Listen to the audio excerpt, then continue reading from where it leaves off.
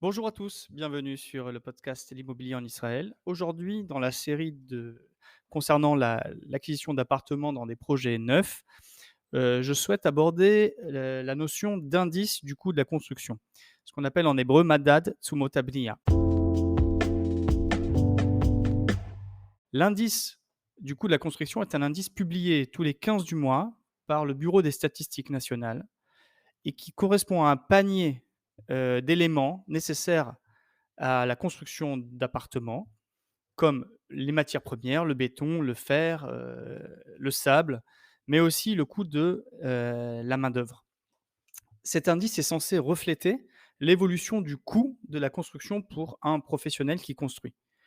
Évidemment que les cours de ces matériaux étant fluctuants, le coût de la construction finale va être plus important ou moins important selon ces variations. Et donc, le constructeur, le promoteur qui signe un contrat avec un acheteur, le signe en fonction d'un prix, un prix déterminé de l'appartement. Mais pour éviter que ce prix soit trop inférieur au coût de revient de l'appartement pour le promoteur et qu'il se retrouve alors en difficulté, voire en faillite, il a été prévu d'indexer quoi? Pas le prix entièrement, mais les sommes non versées par l'acheteur au fur et à mesure de l'exécution du contrat. Alors ça c'est le principe. Donc on va indexer en fonction de la publication d'un indice mensuel des sommes. Alors quelles sont ces sommes exactement? Donc ce qui a été imaginé, c'est la chose suivante, c'est que si cet appartement qui est acheté aujourd'hui 2 millions de shekels et à la signature de ce contrat, l'acquéreur doit apporter en général 20 du prix de l'appartement. Le permis étant déjà obtenu, il apporte 20. Donc pour un appartement de 2 millions de shekels, il va apporter au jour de la signature 400 000 shekels. Il lui reste donc à payer sur l'appartement 1 600 000 shekels. Alors ce 1 600 000 shekels va être payé au fur et à mesure de la construction de l'appartement. Je m'explique. Toutes les sommes pendant la construction de l'appartement qui ne sont pas encore payées par l'acquéreur, donc au départ 80 et puis après 70, ainsi de suite, au fur et à mesure, ce sont ces sommes qui vont être indexées sur ce qu'on appelle l'indice du coût de la construction. Alors au départ, il y a une grande somme qui est indexée puisque c'est 80 et puis au fur et à mesure, elle diminue. À chaque fois qu'on paye une partie, on applique la variation de l'indice qui s'est produite sur la période, depuis la signature jusqu'au paiement. Et si l'indice a augmenté, alors il faut ajouter cette somme-là. Jusqu'à aujourd'hui, l'indice a toujours augmenté tous les mois, ou plus ou moins, ou alors très faiblement, mais en tout cas, de mémoire, je n'ai pas de mois où cet indice a baissé. Ce qui signifie que lorsqu'on vient acheter un appartement et qu'il écrit 2 millions de shekels sur le contrat, ce n'est pas le prix final de l'appartement que nous avons acheté. Il faudra ajouter à cela l'indexation sur toute la période. Donc ça, c'est le cas le plus classique, échéancé au fur et à mesure. Il est courant que des promoteurs proposent une formule d'échéancier différente de celle prévue à la loi sur la vente d'appartements neufs. Bien sûr, censée être à l'avantage des acquéreurs. Je m'explique. Vous verrez souvent des publicités de promoteurs disant 20-80, 20 à la signature, 80 à la remise du bien. Alors ces 80, justement, même si le promoteur continue à construire les fondations, l'étage, les finitions, ainsi de suite, l'appel de fonds final ne se fera qu'à la fin, à la livraison, au bout de 2 ans. Alors d'un côté, on ne met que 20 et on attend 2 ans, disons que c'est 2 ans de construction, et de l'autre côté, vous avez bien compris que c'est bien 80 qui vont être indexés pendant 2 ans. D'un côté, on ne met pas beaucoup de fonds, mais de l'autre côté, on paye beaucoup d'indices. C'est là que rentre la question, est-ce que cet indice augmente rapidement, beaucoup, ou alors on est dans une période où il augmente peu? À ce moment-là, ça vaut peut-être plus le coup de mettre 20 et 80 à la fin. La question se pose d'autant plus que dans les 2 dernières années, nous avons vu on va dire une explosion de l'indice du coût de la construction. C'est dû peut-être au corona, on va dire sûrement, certains l'ont dit, en tout cas je ne suis pas Anis ou macroéconomiste, mais j'imagine que l'acheminement des matières premières et je veux dire le blocage des marchés de la construction par des dysfonctionnements liés au corona dans le monde entier, a rendu plus difficile l'accès. Puis après, il y a eu un rattrapage, il a fallu rattraper la construction et donc il y a eu une forte demande.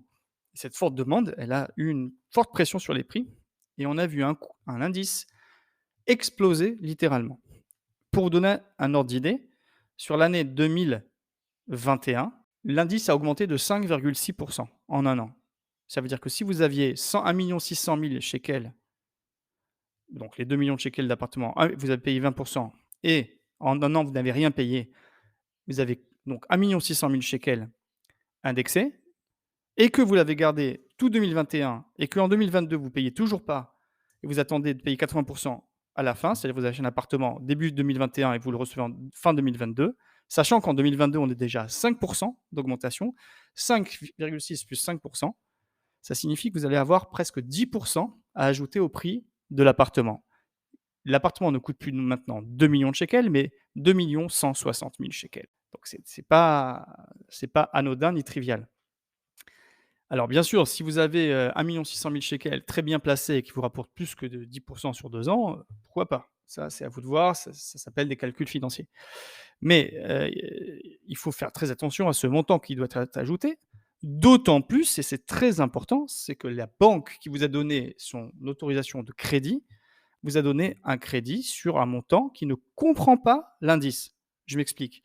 Si vous avez amené, en fonds propres 500 000 shekels et que vous empruntez 1 500 000 shekels, la banque va vous suivre sur 1 500 000 shekels et quand vous arriverez à 2 millions de shekels, il faudra payer la différence de l'indice à la livraison, et ben les 160 000 shekels, si ça a pris 10% en 2 ans et que vous avez fait 20,80 sur 2 ans, à ce moment-là, c'est 160 000 shekels ou peu importe, tout indice ne sera pas financé par la banque. Vous devez garder en fonds propres, en trésorerie, cette différence-là et garder en tête combien il faudra ajouter en fin de contrat et donc à la livraison, pour pouvoir l'ajouter en fonds propres.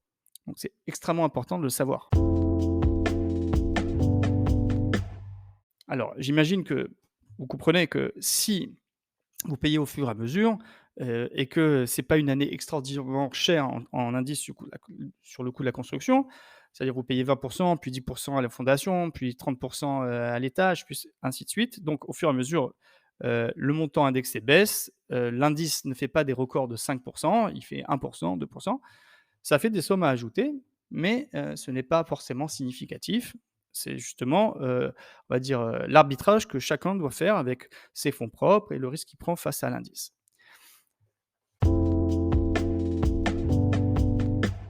Ça, c'était jusqu'en juin 2022. En juin 2022, le législateur a apporté une modification de la loi sur l'acquisition d'appartements neufs pour réduire les montants indexés sur cet indice du coût de la construction. Donc c'est un changement notoire et radical. Depuis fin juin 2022, tous les contrats d'acquisition qui vont être signés, et attention, pas ceux qui ont déjà été signés, donc qui sont toujours en exécution. Seuls ceux qui sont signés après, je crois, le 30 juin 2022, le promoteur ne pourra indexer que la moitié des sommes non versées. Donc je m'explique. Si vous aviez, comme dans mon exemple, versé 20%, 400 000 shekels, il vous restait 1 600 000 shekels à payer, et que vous faites une formule à 20-80, donc 80% payé à la livraison, seulement, donc 80%, seulement la moitié de ces 80% pourra être indexée, c'est-à-dire 40%. Donc dans l'exemple que j'avais donné où il fallait rajouter en fin de contrat à 2 160 000 shekels, alors ce ne sera plus 160 000 shekels, ce sera la moitié. Ce sera dans les contrats aujourd'hui, l'indice du coût de la construction s'applique à moitié sur la moitié des sommes non versées. Ça change pas mal la donne. Mais il faut savoir que nous sommes maintenant depuis 2-3 mois dans une nouvelle tendance et je vais vous citer quelques chiffres. Donc comme je vous ai dit en 2021, l'indice a fini à 5,6% sur l'année 2021. En début d'année 2022, donc en janvier 0,8%, en février 0,5%, en mars 1%, en avril 1%, donc 1% par mois, hein, par mois. Là, on est sur mars-avril avec 1% par mois. C'est vraiment énorme. Et puis en mai, 0,5, en juin 0,6, en juillet 0,5 et depuis août 0,1, puis 0 et encore 0. C'est-à-dire que depuis septembre, octobre, les 2 mois, on est à 0. Je ne vais pas faire une analyse macroéconomique. Est-ce qu'il y a moins de demandes? Est-ce que l'immobilier ralentit? Est-ce qu'on construit moins en Chine? Est-ce qu'on a rattrapé ce qu'on avait perdu pendant le corona? Je n'en sais rien, même si j'ai une petite idée. Mais en tout cas, ce qui est certain, c'est qu'on est passé dans un autre monde puisque l'indice est aujourd'hui à zéro, à zéro. Alors le mois prochain, je n'en sais rien du tout, ça peut repartir, mais en tout cas, pour l'instant, on est à zéro depuis pratiquement 3 mois. Alors qu'est-ce que cela signifie? Cela signifie que ça vaut aujourd'hui plus la peine, si ça continuait comme ça, de payer une petite partie et de payer une grande partie, à la signature et payer une grande partie en fin de contrat.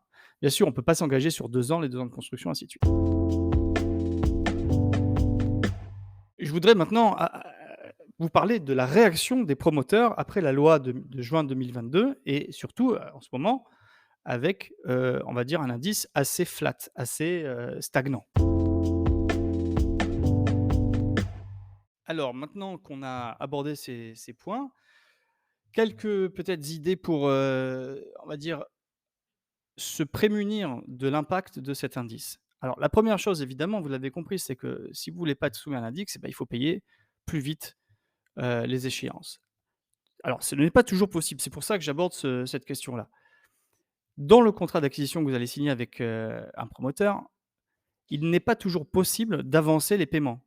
Il va être écrit par exemple que l'échéancier doit être, réalisé selon la loi sur, l'acquisition d'appartements neufs. Et donc si les fondations ne sont pas encore construites, vous n'aurez pas la possibilité d'avancer les paiements correspondant à la fondation, aux fondations, à l'étage, à la finition de l'appartement et ainsi de suite. Et cela pourquoi? Parce que le promoteur pense que c'est mieux d'avoir, de payer une fois que c'est construit et de ne pas avoir des fonds et d'acheter à l'avance des matériaux et après finalement il varie et finalement bref, ça peut être un casse-tête pour lui.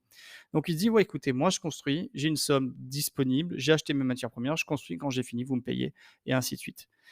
Donc il peut, tout à fait prévoir de refuser, les paiements, réalisés en avance. Ou alors, il peut être précisé dans le contrat que l'acquéreur peut tout à fait payer en avance toute somme souhaitée.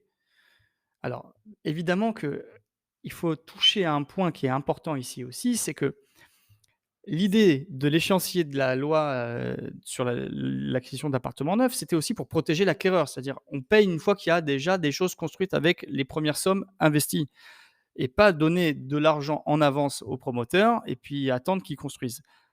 On donne de l'argent quand il construit, quand il l'a construit, d'accord?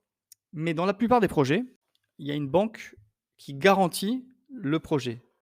Donc dans le cas où le projet est garanti, il n'y aurait pas de problème, en tout cas pour l'acquéreur, d'avancer des échéances. C'est pas sûr que ça soit, on va dire profitable au constructeur, mais s'il accepte, c'est tout à fait réalisable. En 2 mots, quand le projet est garanti par une banque, on prévoit au contrat qu'on peut avancer les sommes. Bah, vous partez sur une base, par exemple, à la signature de 20 et puis un jour, vous avez, une rentrée, d'argent, dans les 6 mois et vous décidez tout simplement de rajouter, sur l'exemple que j'avais donné, 1 000 000 shekels, un appartement à 2 millions de shekels. Vous avez déjà payé 400 000 shekels. Selon l'échéancier, normal, il faut attendre les fondations pour payer encore, un pourcentage. Vous appelez votre avocat, vous demandez à votre avocat de prévenir le Cablan, le promoteur, bien que vous allez donc faire un paiement de 1 million de shekels. Voilà, ce million de shekels, il va être garanti par la banque, donc en cas de faillite ou en cas de défaut, vous pouvez retrouver votre argent, mais ça fait toujours 1 million de shekels qui n'est pas soumis à l'index. Donc si vous avez des fonds et que vous placez ces fonds, si le rendement de ces fonds est inférieur ou supérieur, à votre, estimation de l'indice dans les mois qui viennent, à vous de savoir si ça vaut la peine de ne pas payer en avance ou de payer en avance. Mais en tout cas, je voulais quand même, mentionner que ce n'est pas toujours possible de payer en avance, donc c'est à vous et à votre avocat de rentrer dans le contrat d'acquisition que vous voulez cette possibilité-là. Autre chose aussi, en ce moment, heu, quand les promoteurs veulent accélérer les ventes d'appartements, Heu, ils proposent parfois, tout simplement, de ne pas indexer les sommes, non versées. Alors, c'est souvent peut-être des promoteurs qui sont assez solides ou alors qui ont vraiment envie de vendre. Faut voir, faut étudier le projet en soi. Ça peut être très intéressant. Bien sûr que s'ils vous augmentent le prix et qu'ils vous dit que c'est pas indexé, et ben, ça veut pas dire que c'est une bonne affaire. Surtout si l'indice il fait 0, continue à faire 0 pendant des mois. Voilà, ça c'est plutôt du commercial, c'est aussi de l'appréciation un peu du marché, des tendances. C'était, je crois ce qu'on pouvait dire pour, expliquer de manière, on va dire rapide, mais assez précise, ce qu'il faut entendre par l'indice du coût de la construction et ce que ça peut avoir comme impact sur le prix final d'un appartement neuf que vous allez acquérir. Voilà, à très bientôt sur le podcast, L'immobilier en Israël.